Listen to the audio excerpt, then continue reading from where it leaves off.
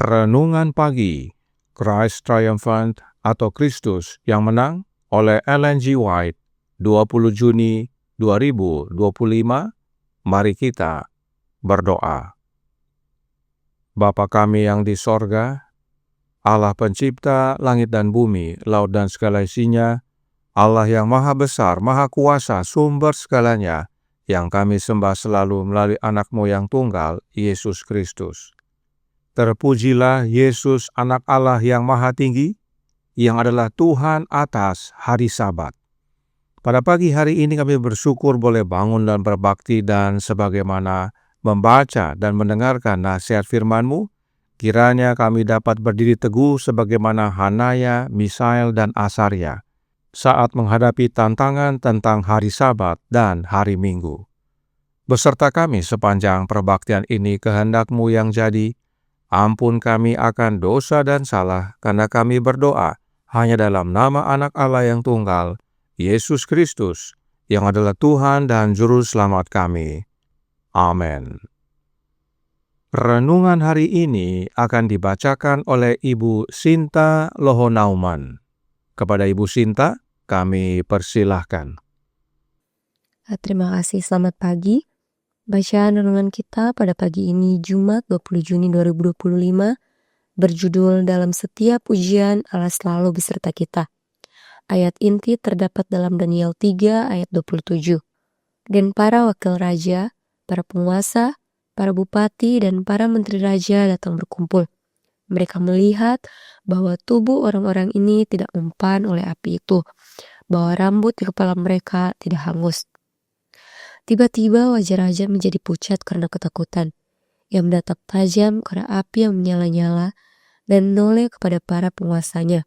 Dengan nada khawatir bertanya, "Bukankah 3 orang yang telah kita campakkan dengan terikat ke dalam api itu?" Jawab mereka kepada raja, "Benar ya raja." Dengan suara gemetar karena kegembiraan, raja berseru, "Tetapi ada 4 orang berjalan-jalan dengan bebas di tengah-tengah api itu. Mereka tidak terluka. Dan yang keempat itu rupanya seperti anak dewa." Para tawanan Ibrani telah memberitahu Nebukadnezar tentang Kristus, Sang Penebus yang akan datang.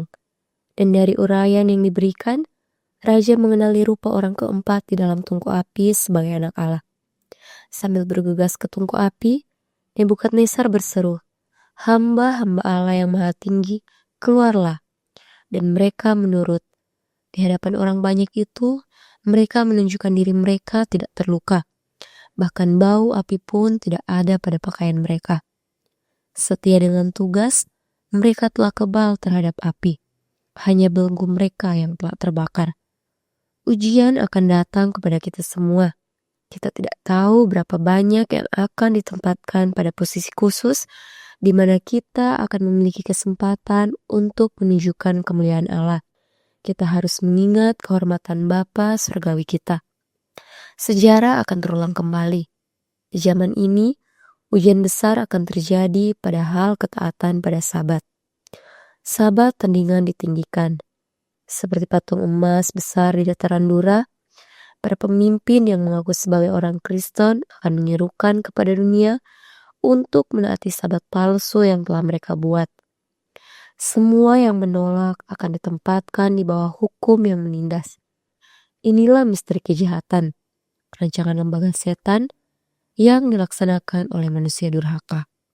Kita harus memperingatkan pria dan wanita agar tidak menyembah binatang dan patungnya, melawan penyembahan berhala pada hari Minggu. Namun, dalam melakukan pekerjaan ini, kita tidak perlu memulai peperangan melawan orang-orang yang tidak percaya.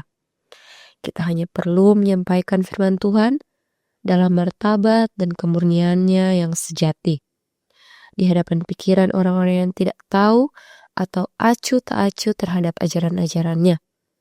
Kita tidak perlu memberitahu mereka bahwa mereka akan masuk neraka kecuali mereka menaati Sabat dari perintah keempat. Kebenaran itu sendiri disertai dengan kuasa Roh Kudus akan meyakinkan dan mengubah hati. Dikutip dari manuskrip 110 tahun 1904. Demikian bacaan renungan kita pada pagi ini. Tuhan Yesus memberkati. Terima kasih atas penata layanan Ibu Sinta. Tuhan Yesus memberkati. Selamat pagi saudaraku dalam Tuhan. Kembali renungan hari ini menyatakan dengan jelas bahwa Allah menyertai umat-umatnya dalam menghadapi ujian dengan mengutus anaknya. Dan Allah yang dimaksudkan adalah Allah Bapa. Perhatikan yang renungan hari ini nyatakan dalam Christ Triumphant halaman 178 paragraf 4. Ujian akan datang kepada kita semua. Kita tidak tahu berapa banyak yang akan ditempatkan pada posisi khusus di mana kita akan memiliki kesempatan untuk menunjukkan kemuliaan Allah. Kita harus mengingat kehormatan Bapa Sorgawi kita. Jelas bahwa Allah yang dimaksudkan adalah Allah Bapa. Dan Allah Bapa menyertai umat-umatnya dengan mengutus anaknya yang tunggal, Yesus Kristus. Yesuslah yang hadir bersama Hanaya, Misael, dan Asarya di dalam dapur api yang menyala-nyala. Kenapa mereka dilemparkan ke dalam dapur api? Sebab mereka tidak mau menyembah patung emas yang Nebukadnezar dirikan. Nah, tentang patung emas tersebut, Roh Nubuat berkata dalam manuskrip 7a tahun 1896 paragraf 7 yang berbunyi, Sabat berhala telah didirikan sebagaimana patung emas didirikan di dataran Dura.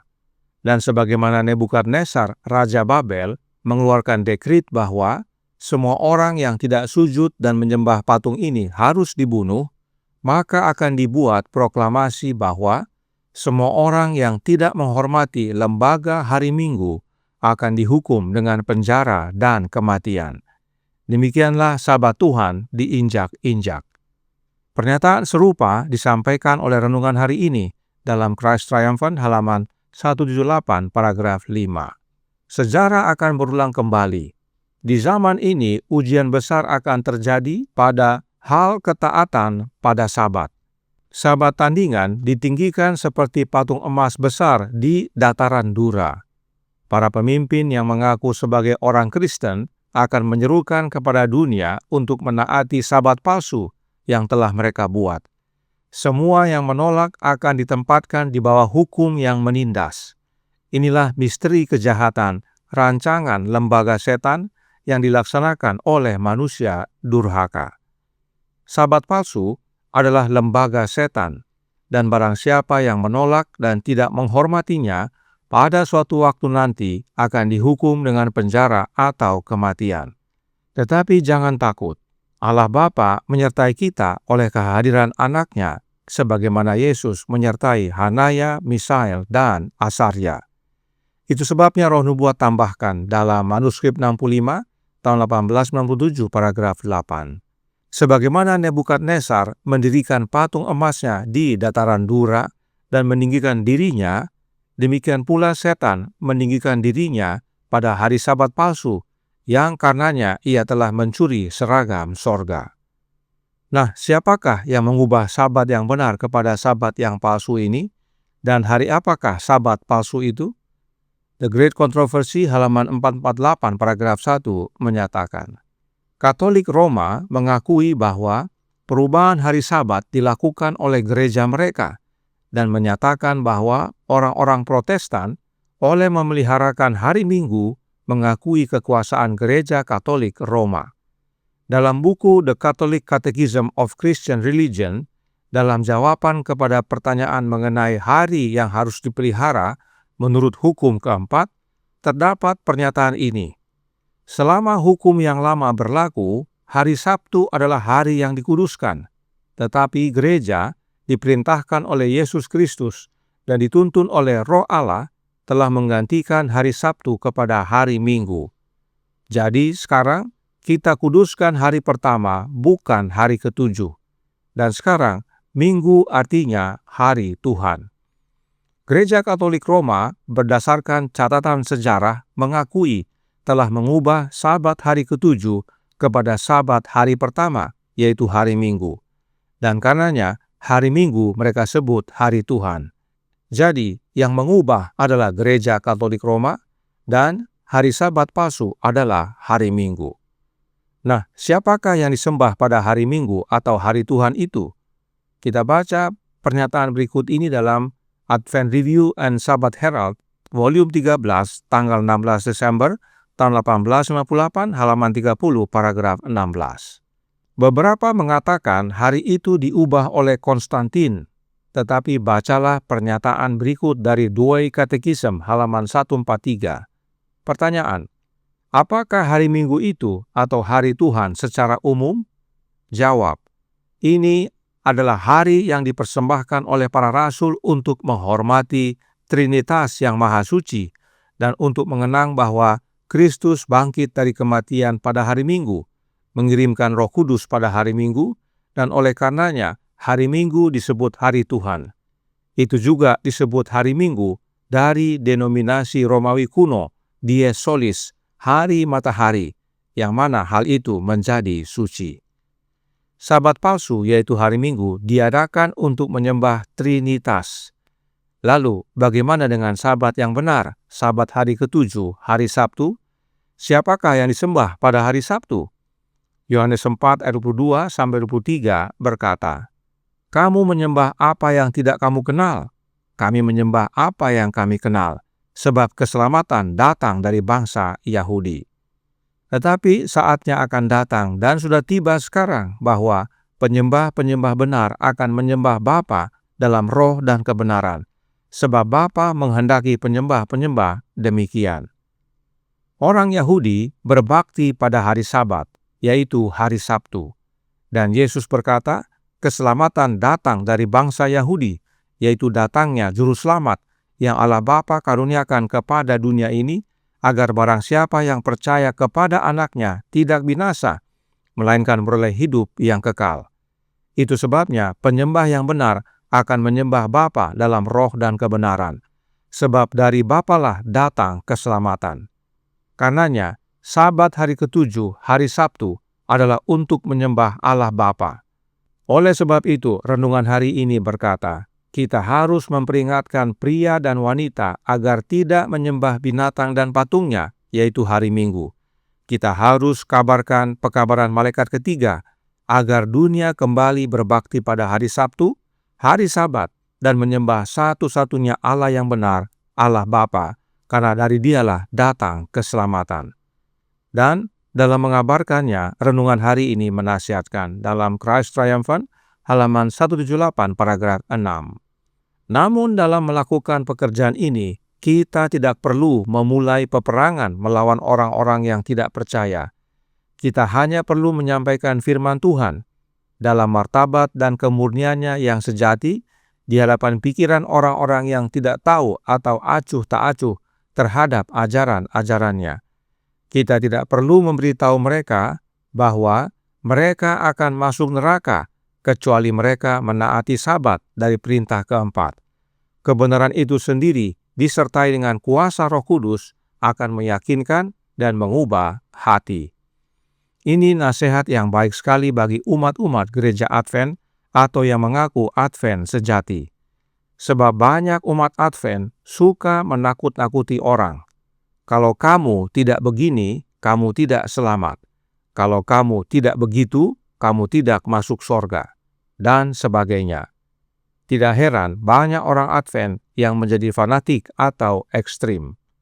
Hal itu tidak dianjurkan oleh roh nubuat, sebab kebenaran yang disertai oleh kuasa Roh Kudus akan menobatkan orang tanpa harus ditakut-takuti. Kiranya pekabaran ini menjadi pembaharuan bagi kita semua, bertobat dan tinggalkan hari Minggu atau hari lainnya selain hari Sabtu, dan kembali kepada Sabat Tuhan, yaitu hari Sabtu, dan menyembah Allah Bapa di dalam Anaknya yang adalah roh dan kebenaran, serta kabarkan kepada dunia agar banyak yang bertobat. Terlebih, jangan takut, sebab Allah Bapa menyertai kita oleh kehadiran Anaknya. Tuhan memberkati, saya bawa dalam nama Yesus. Amin. Mari kita berdoa. Bapa kami yang di sorga, Allah pencipta langit dan bumi, laut dan segala isinya, Allah yang maha besar, maha kuasa, sumber segalanya, yang kami sembah selalu melalui anak-Mu yang tunggal, Yesus Kristus. Terima kasih atas amaran yang keras pada pagi hari ini, tentang hari apa kami menyembah Engkau, ya Bapa. Sebagaimana Nebukadnezar mendirikan patung di dataran Dura, demikian juga setan mendirikan lembaganya, yaitu Sabat palsu hari Minggu, dan Gereja Katolik mengakui merekalah yang mengubahnya. Karenanya tolong kami ya Bapa, karuniakanlah Roh Anak-Mu dalam hidup ini, agar melalui kehadiran Roh Anak-Mu dalam hati kami, itulah wujud Engkau menyertai kami, sehingga kami dapat berdiri teguh sebagaimana Hanaya, Misael, dan Asarya, menolak akan menyembah sabat palsu, dan siap menghadapi apapun resikonya, karena Tuhan beserta kami. Tolong kami sepanjang hari ini kehendak-Mu yang jadi. Ampun kami akan dosa dan salah, karena kami berdoa hanya dalam nama Anak Allah yang tunggal, Yesus Kristus, yang adalah Tuhan dan Juru Selamat kami. Amin.